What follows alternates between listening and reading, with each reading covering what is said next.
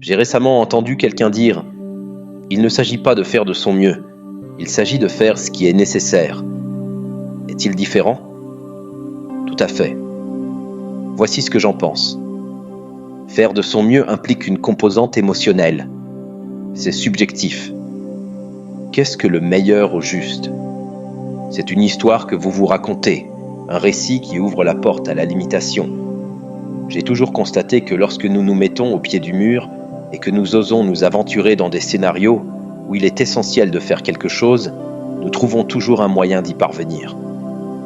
Lorsque nous n'avons pas de plan B, nous sommes obligés de faire fonctionner le plan A, et c'est ce que nous faisons. C'est un témoignage de la résilience et de la puissance de l'esprit humain, mais aussi de la réalité que chacun d'entre nous peut se surprendre lui-même lorsqu'il n'est pas prêt à accepter une réponse négative. Ce ne sont pas les ressources qui posent problème, mais plutôt notre réticence à avancer dans l'obscurité, notre hésitation à essayer, explorer, tester, construire et reconstruire. Des actions qui n'ont pourtant rien à voir avec ce qu'il y a de mieux et qui ont tout à voir avec le fait de refuser un résultat défini. L'une des raisons pour lesquelles je suis tombé amoureux de la course à pied est qu'elle a renforcé cette notion dans ma vie. Elle est devenue le modèle avec lequel je pouvais m'étonner moi-même à plusieurs reprises. Je parle beaucoup de la confiance en soi et de la façon dont je l'ai gagnée pas à pas, kilomètre par kilomètre, jour après jour, sous le soleil, sous la pluie, dans les bois et dans les rues de tout le pays. J'ai fini par comprendre la relation entre les difficultés du moment présent et la satisfaction du lendemain. C'est à ce moment que j'ai franchi mon niveau de confort habituel. Lorsque ce nuage de douleur et d'agonie planait au-dessus de moi, je ne pouvais même pas vraiment pointer du doigt l'endroit où mon corps me faisait mal.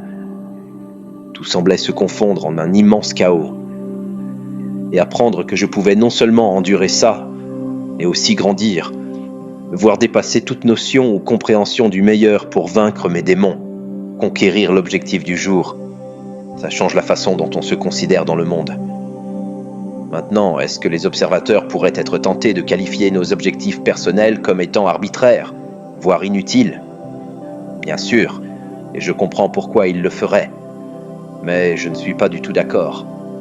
Les mauvais jours ont été un cours magistral sur la façon de faire ce qui est nécessaire, de se rendre compte que lorsque l'on ferme son cerveau rationnel et que l'on ne donne pas à son esprit la possibilité de convaincre son corps, on peut voir à quel point on est puissant.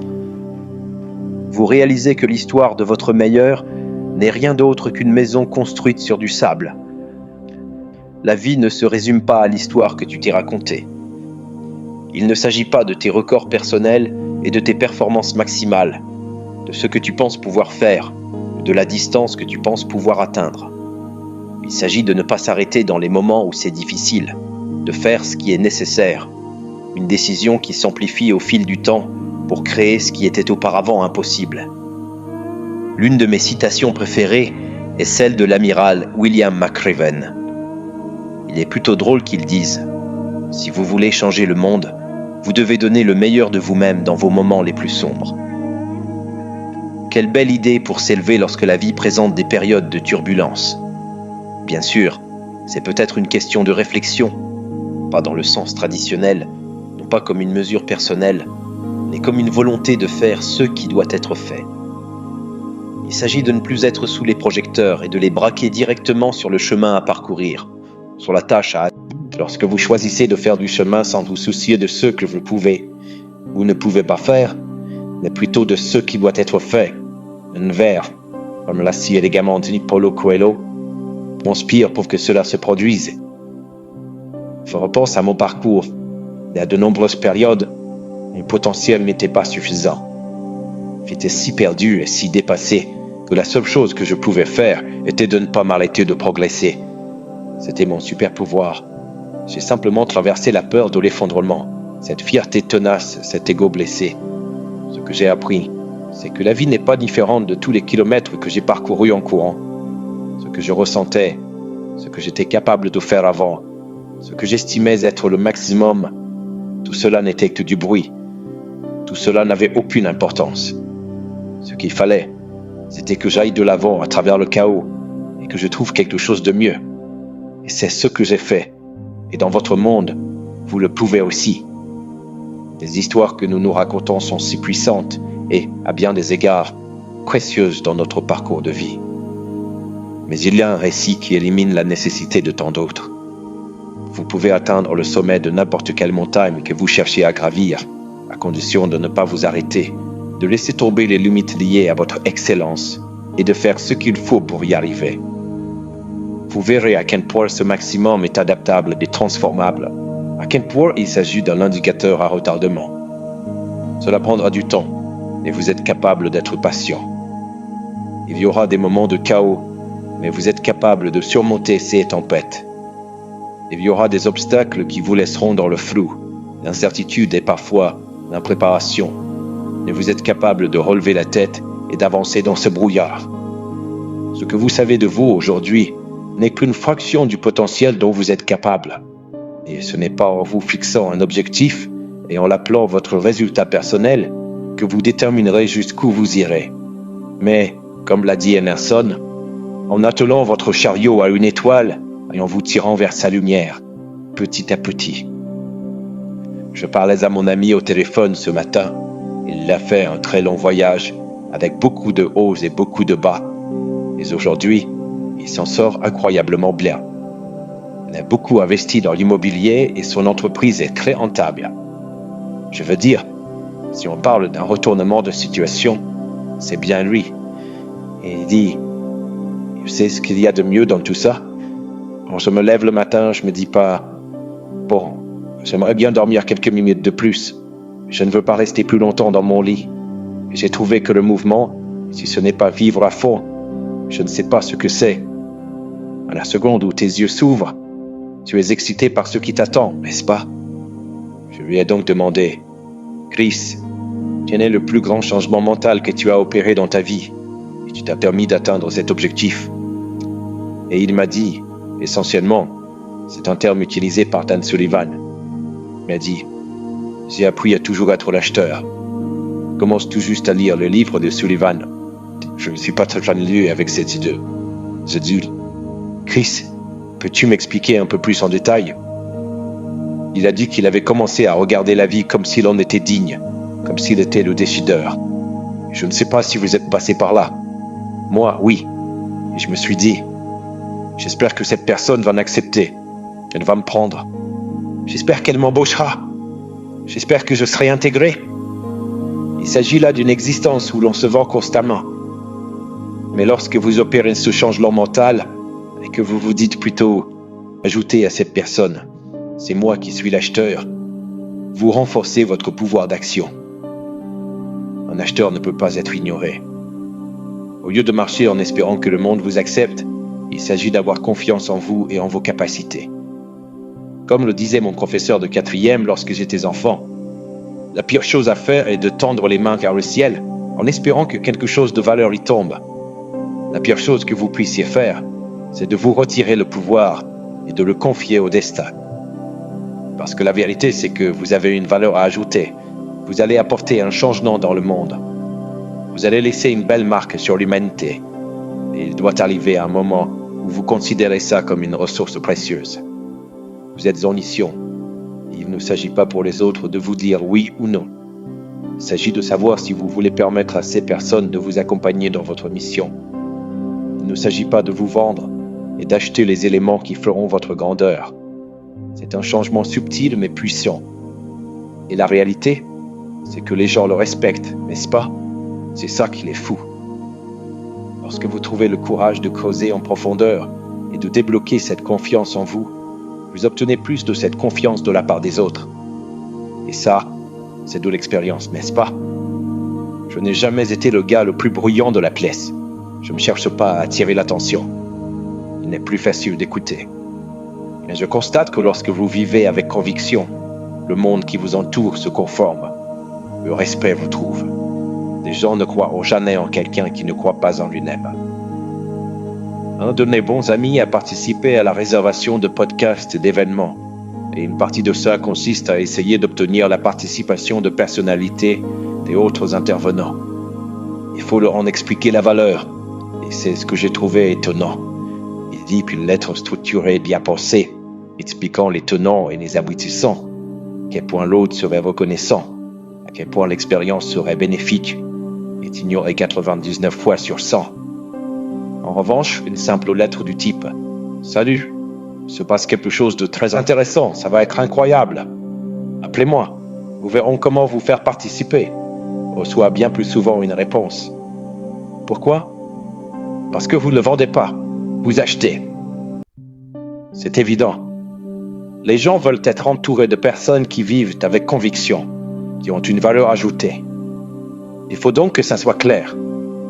Vous n'avez pas été mis ici pour impressionner les autres ou être accepté par ceux qui vous entourent.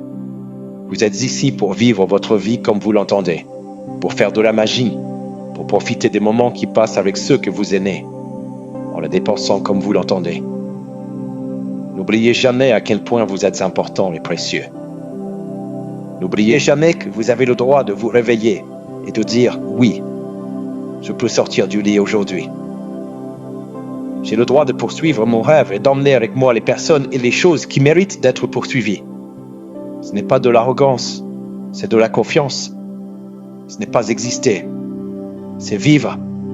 Dans un monde de conformité, d'acceptation, dans un monde de concession, dans un monde de « je ne veux pas, mais je dois ». Vous devez devenir l'acheteur, non seulement dans chaque échange concret, mais aussi l'acheteur d'un destin qui vous appartient. Récemment, j'ai repensé à ce que m'avait dit un ami, Tom, il y a quelques années. Il a une entreprise à Paris et veut raconter comment une personne qu'il avait embauchée l'avait volé. La première question qui m'est venue à l'esprit pendant qu'il racontait l'histoire était « Que s'est-il passé ensuite ?» Je lui ai posé la question et resté silencieux pendant une seconde, puis a demandé avec son accent du Sud « Si un serpent te mord, vas-tu le poursuivre pour te venger ou vas-tu te faire soigner pour survivre ?» En gros, tu vas te concentrer sur le passé ou sur ce qu'il faut faire à partir de maintenant. En fait, il a coupé les ponts avec la personne, mais il est passé à autre chose. Il réfléchissait déjà aux prochaines étapes qui seraient les meilleures pour lui, sa famille et son entreprise. Et je peux vous dire que depuis que j'ai entendu ça, c'est devenu une idée incroyablement précieuse dans ma vie, surtout quand on se rend compte qu'il n'y aura jamais de diminution des problèmes. Vous faites votre possible pour les éviter. Vous essayez de vous en écarter quand c'est possible. Et les obstacles seront toujours présents. Il s'agit de le savoir et d'y faire face. C'est quelque chose qui est toujours lié à notre développement. Et je trouve utile de me demander, cette action que je vais faire, est-elle favorable à ma croissance et à mon bonheur ? Est-ce que ça me fait du bien à court terme parce que je suis en colère ? Ou qu'on m'a fait du mal ou quelque chose de chiant ? D'autant plus que la plupart des torts infligés aux autres sont le fruit de l'incompétence et non de la malveillance. Et je le crois sincèrement. Je pense que nous attribuons très souvent des intentions néfastes aux autres, alors que dans la plupart des cas, il s'agit de sacrée cupidité.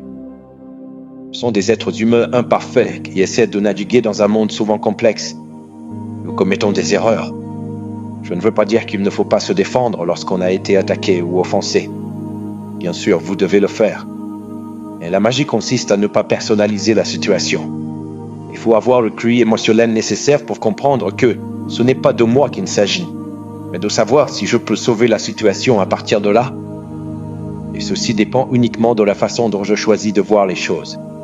Pourtant, Emerson a écrit « Les gens ne semblent pas se rendre compte que leur opinion sur le monde est aussi une confession de leur caractère. » C'est un argument de poids.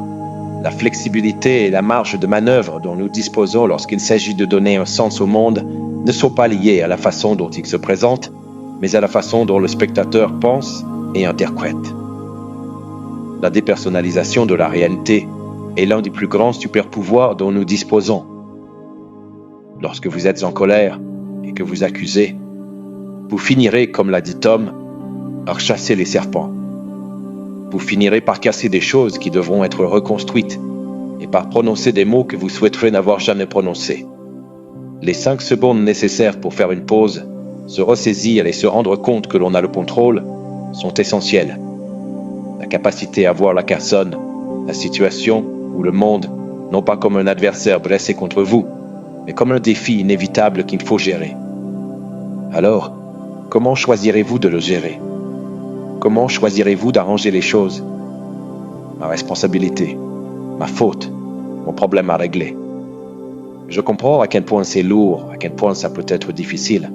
Surtout quand on a souvent l'impression qu'en rejetant la faute sur autrui, on se soulagerait d'un poids énorme, alors que la vengeance semble être la solution la plus facile et la plus intuitive. Mais là encore, il s'agit d'un soulagement à court terme. Pour grandir vraiment, pour trouver le calme, le bonheur et le sens auquel nous aspirons, c'est la relation interne avec Human qui importe le plus. C'est la capacité de dire « Je n'ai peut-être pas créé ça, ni même commis les erreurs qui ont mené à cette situation, et je ne peux pas la réparer tant que je ne prends pas en considération la réalité et mon propre reflet. Maintenant, laissons le passé au passé. Maintenant, c'est moi et le présent. Et en ce qui me concerne, le présent et l'opportunité sont toujours une seule et même chose, donc nous choisissons de les voir ainsi. Ce qui compte, ce n'est pas ce que l'on regarde, c'est ce que l'on voit. Encore et encore, est-ce que cela vous arrive à vous ou pour vous? S'agit-il d'un problème ou d'une opportunité, d'un échec ou bien d'une victoire?